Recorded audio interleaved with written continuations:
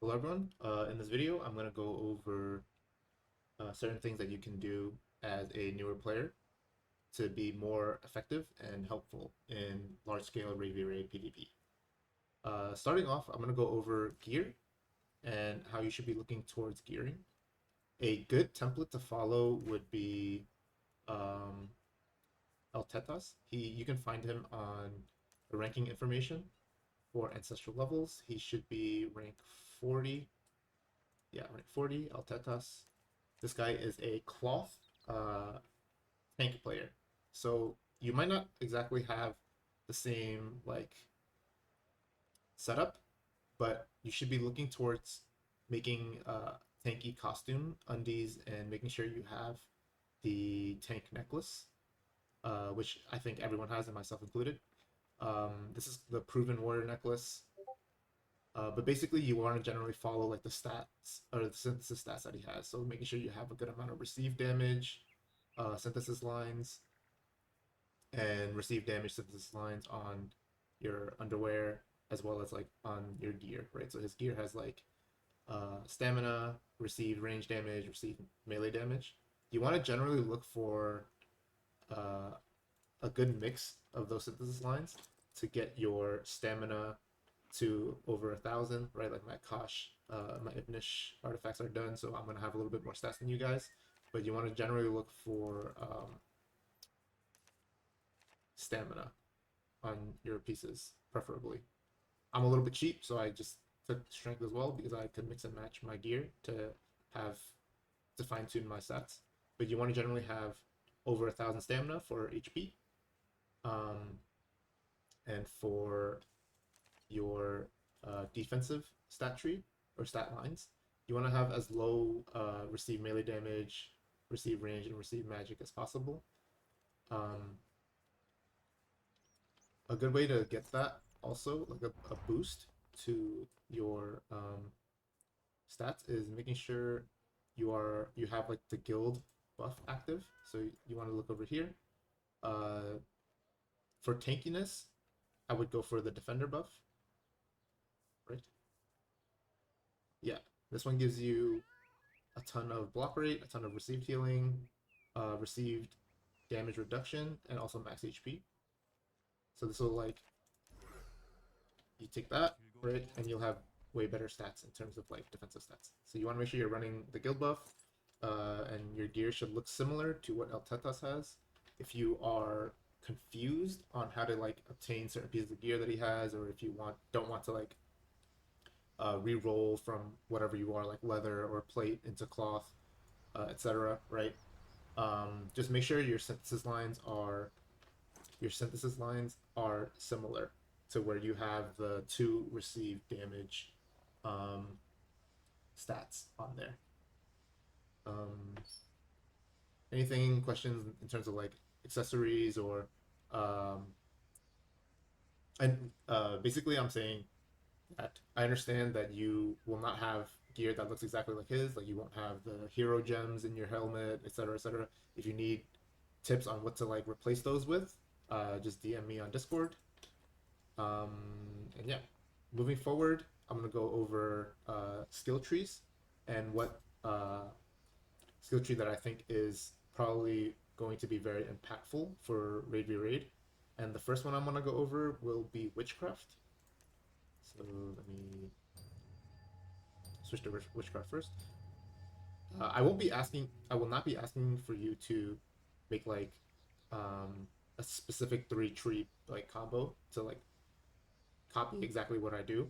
The only thing that I need from you guys is to make sure you are taking at least one of the trees that I'm going to be showing you. So the first one will be Witchcraft. Uh, the main abilities in Witchcraft, I want you guys to primarily focus on using is Stillness as well as Bubble Trap. And this Bubble Trap is the Mist version. The way to get to the Mist version is to go to Ancestral, go down to Witchcraft, go to Bubble Trap, and make sure you select Mist Bubble. Okay? And the way to use it is very, very simple. You look for the biggest clump of enemies, and you hit them with Stillness, right? So it's like a short cast time.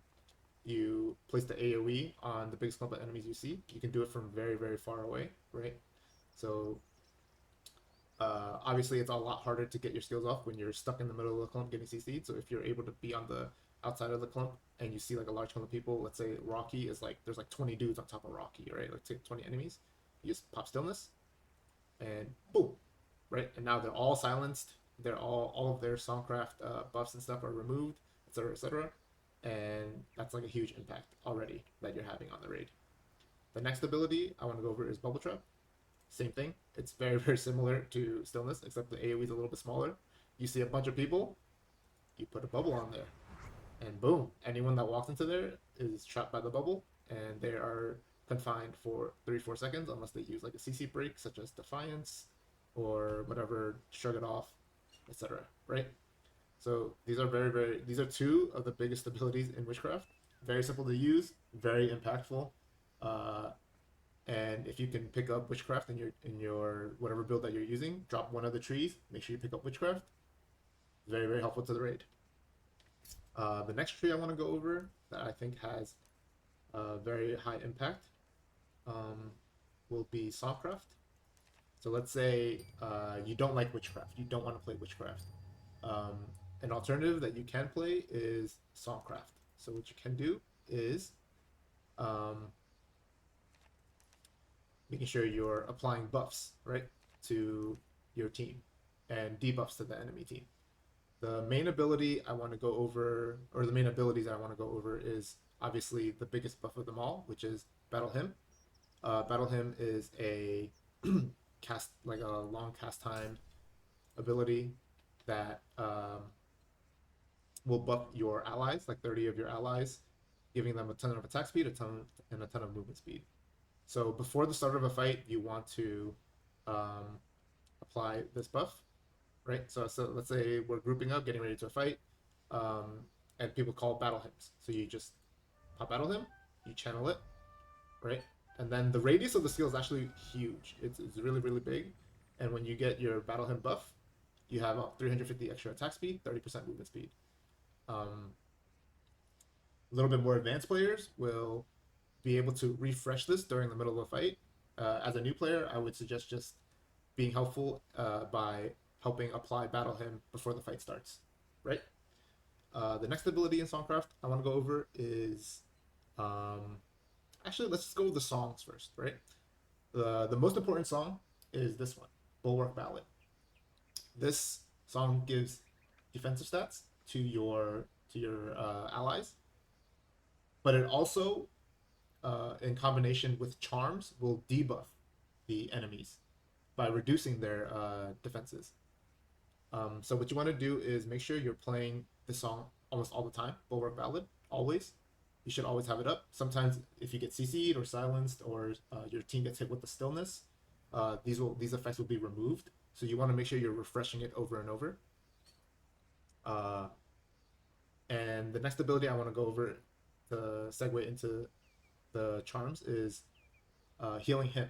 So I have the stone version, same thing with Witchcraft. You go to your ancestral page, go to Songcraft, go to Healing Hymn, and you augment this ability into the stone version.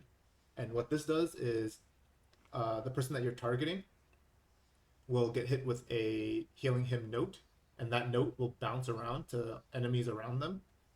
And whoever gets hit by any of these Healing Hymn notes will be charmed, right?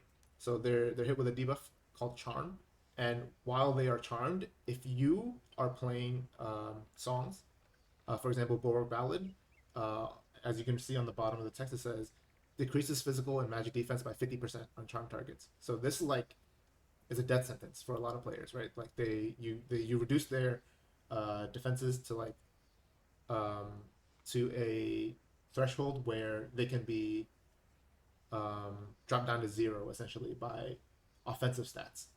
So this is like one of the main things that kills clumps, and a good way to help your raid is by making sure you are unlucky, making sure you are using Healing Hymn, AoE on the target, right? You Healing Hymn the biggest clump that you see, and then you are making sure you're playing Bulwark Ballad and refreshing it as often as possible, and then whatever, you can play like the other songs if you want, but the main thing is making sure you are using Healing Hymn Stone onto the biggest clump you see, and then using Bulwark Battle to reduce their defense. I will be relogging. Give me 1 second.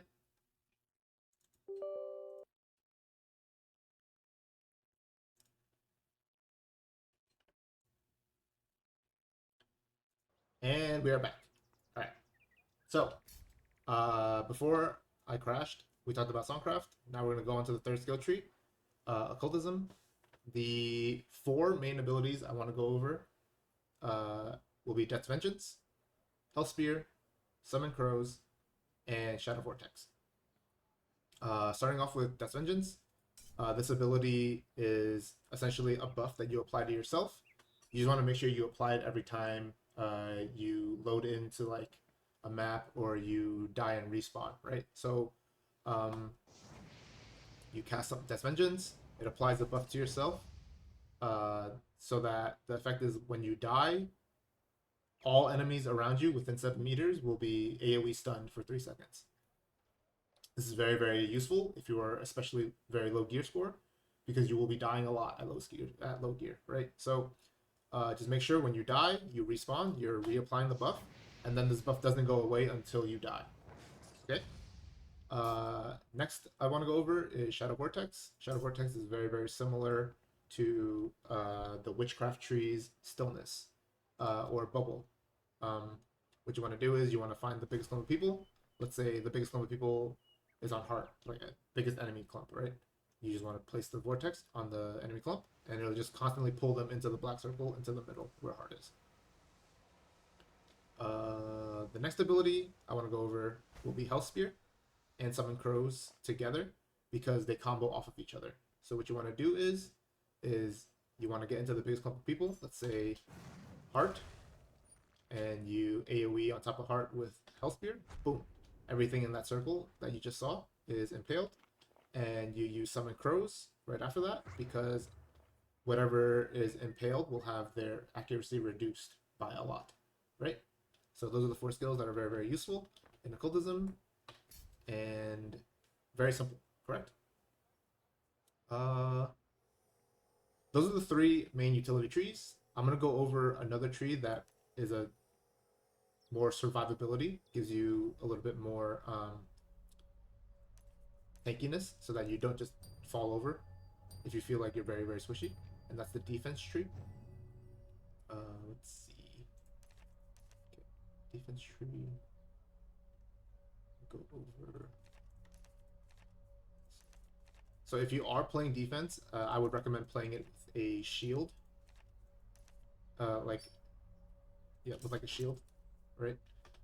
That's because a lot of the abilities combo off of having a shield, because it's like your primary tank tree. So the reason why defense gives you a lot of survivability is because you have very, very useful abilities that break you out of CC and just make you immune, right? So the first ability would be Refreshment. If you're tripped, snared, impaled, stunned, whatever, like any hard CC, you can just press Refreshment. It pretty much acts like Defiance, and it'll break you out of it, right? The next ability would be Invincibility. It just makes your character invincible for the entire channel. I think a lot of you have seen it already, so I don't have to really explain. Redoubt is like a buff that you apply to yourself, and it makes you immune to those same CCs that you would have to Defiance out of for 6 seconds. And then Revitalizing Cheer Life. So you would go, this is an Ancestral version, so you go to Ancestral, go to Defense, go to Revitalizing Cheer, and pick Life. And what this does is it just gives you 20% more HP, right? So you see how I'm at 5,300 or 53,000. You pop it, now I'm at 63,000, right? Just way more tankier. So this is a good survivability tree that you can pick up with either Occultism, Witchcraft, or Songcraft if you feel like you're not very, very tanky. So this will just help you survive a little bit longer. Okay, I guess that goes over all the skill trees that I think are going to be useful as a new player. I want to go over something that's very, very helpful as well, which is going to be gliders, right? So gliders is going to be very, very useful for movement, and specific gliders will also provide a lot of like utility for the raid itself.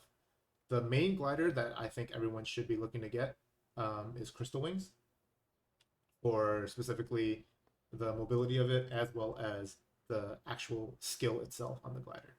So a lot of the times you'll see in Ravy Raid, or let's say in Halcyon, right, we say, oh, everyone go on top of Heart, all damage on top of Heart, right? So let's say Heart is here. Okay, this guy's moving, but whatever.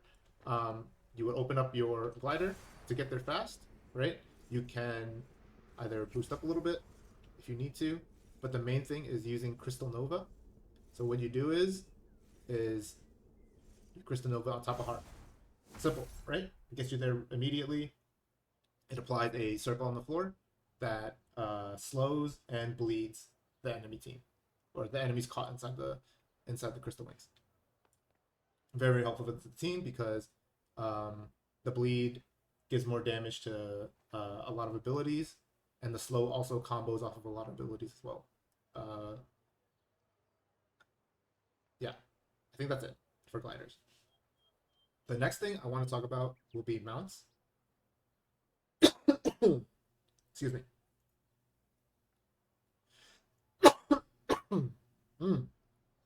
Okay, next thing I want to talk about is mounts. The two mounts that I want to go over that I think are very, very helpful to Ravy Raid will be the Seizure and Taurus, as well as the Typhoon Drake. Both of these you can find in the Mana Storm shop. And if they are not in the Mana Storm shop for that day, you can go to the Mana Storm Fountain inside of Mirage Isle to pick them up at a slightly higher cost for Mana Storms. Or you can just buy them, I think, from the auction house. Typhoon Drake. Yeah, you can buy them. Yeah, you can buy them from the auction house if you have the gold. Okay? But if you don't have the gold, Mana Storm. Okay? Seadram, I want to say, is more of a defensive mount. The main ability you want to be looking for is Rampage. And what this does is it bounces your mount around, and then the people that are within the vicinity of the mount as it's bouncing will be knocked back and tripped, right? So it's very, very good for defending your raid as the enemies are engaging onto your raid. So let's just use Halsey again as an example, right? Because that's probably like the most PvP that you see. If you guys are turtling in your relic and you're getting ready for an enemy push, and they're like, let's say they're in front of you, okay, cool, they're coming in. You summon your Siege Ram, right? You summon your Siege Ram, they start to dive in, and you just Rampage, and this literally stuffs their engage. Like, it just interrupts their dive, right? So I would say the Siege Ram is a little bit more of a defensive mount. And then I'm going to move over to the Typhoon Drake. You could make an alternate version, which is the Mini Wyvern. It's very, very similar to the Typhoon Drake. I personally think it's better, but it costs a little bit of gold to make as well. If you, or I think it takes like Blue Soul Bonds or something. I don't remember how to get it, but whatever. I want to go over the Typhoon Drake because it's easier to get, which is Mana Storm. The big ability that you should look for is the Conductive Charge. Whoever is in the path of the charge will just get tripped, right? So this is more of like an offensive. It can also be used very defensively as well, right? You just need to make sure you get into a good line to like trip people that you want to trip. So let's say you want to trip Defensa, right? So you want to trip Defensa, right? So you just charge. Boom. And everything that the Drake passes through during that charge will be tripped for, I think, like a second or two. Whichever. Right? So just very, very helpful things that you can do with your mountain gliders. And I think that's all that I want to go over for now. If you guys have any questions, feel free to DM me on Discord. If you DM me in game, I very, very likely will not see it because I don't pay attention to my in-game chat very much. So yeah, if you have any questions, just let me know. Whether like regarding um, like certain pieces of gear that let's say El Tetas has and you don't know how to get, or like certain gems that he's running that you aren't able to get because they're expensive, just ask me. I would recommend like substitutes that are a lot cheaper, but just let me know, right? But yeah, that's all. Thank you so much, and see you guys around later.